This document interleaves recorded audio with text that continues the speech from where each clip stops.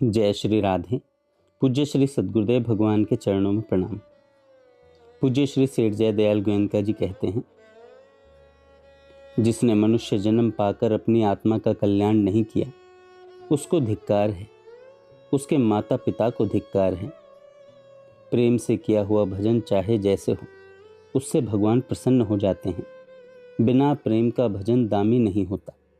हरि व्यापक सर्वत्र समाना, प्रेम ते प्रकट होई ही मैं जाना। निष्काम भाव से हमारा साधन हो तो भगवान तुरंत प्रकट हो सकते हैं। मान बड़ाई सबको ठुकरा देना चाहिए और श्रद्धा और प्रेम से भजन करना चाहिए। ऐसी कोई बात नहीं जिसको मनुष्य नहीं कर सके। भगवान की अपने ऊपर बड़ी कृपा है। ऐसे मनुष्य जीवन को पाकर भी व्यर्थ गवाओगे तो पीछे बहुत पछताना पड़ेगा।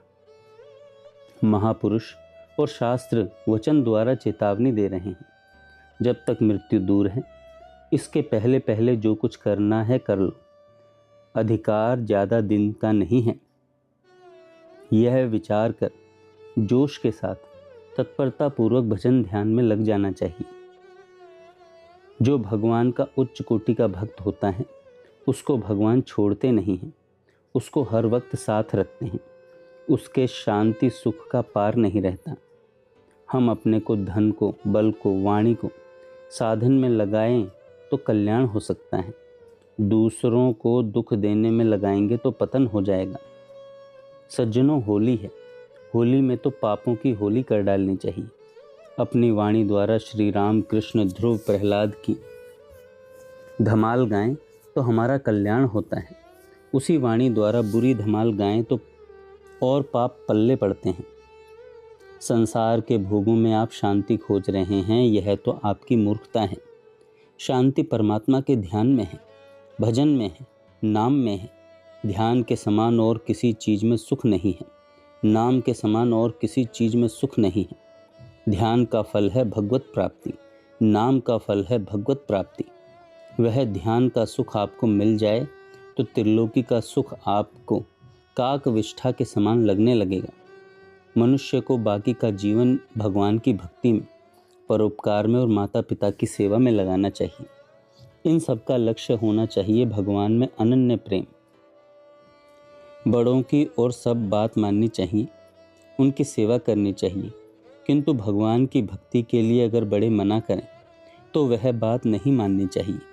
घर वाले जितना भी कष्ट देवें सह लें, परंतु भगवान की भक्ति नहीं छोड़नी चाहिए। उदाहरण है भक्त प्रहलाद का। मानव जीवन को पाकर इसे उत्तरोत्तर उन्नत बनाना है। धन संग्रह करना, विषय भोग भोगना उन्नति नहीं है। यह शरीर छूटने के बाद इस संग्रह से, भोगों से आपका कुछ भी संबंध नहीं रहेगा। असली धन भगवान का भजन है, भगवान का नाम है, उसका संग्रह करना चाहिए।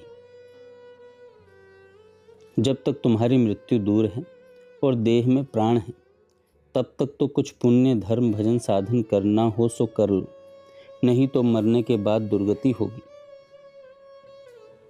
अपने तो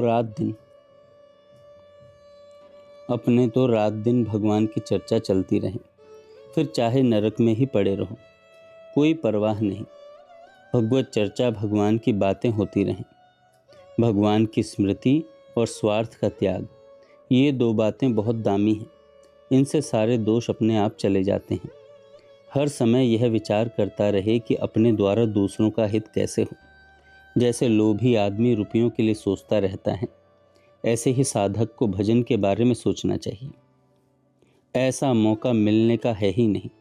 ऐसा मौका पाकर जल्दी से जल्दी अपनी आत्मा का कल्याण यानी भगवान की प्राप्ति कर लेनी चाहिए। भगवान की प्राप्ति कर लेनी चाहिए। भगवान का ध्यान चाहे साकार का करो चाहे निराकार का। आपको यदि आनंद की आवश्यकता है तो परमात्मा का ध्यान करें। दुख की आवश्यकता है तो संसार का ध्यान करें। संसार का चिंतन ही दुख रूप है। संसार का चिंतन ही दुख रूप है। अंतःकरण में विषय आसक्ति रूपी छुरा घुस गया, उसे निकालना चाहिए। उसके बदले में भगवान का भजन ध्यान करना चाहिए। जय श्री राधे।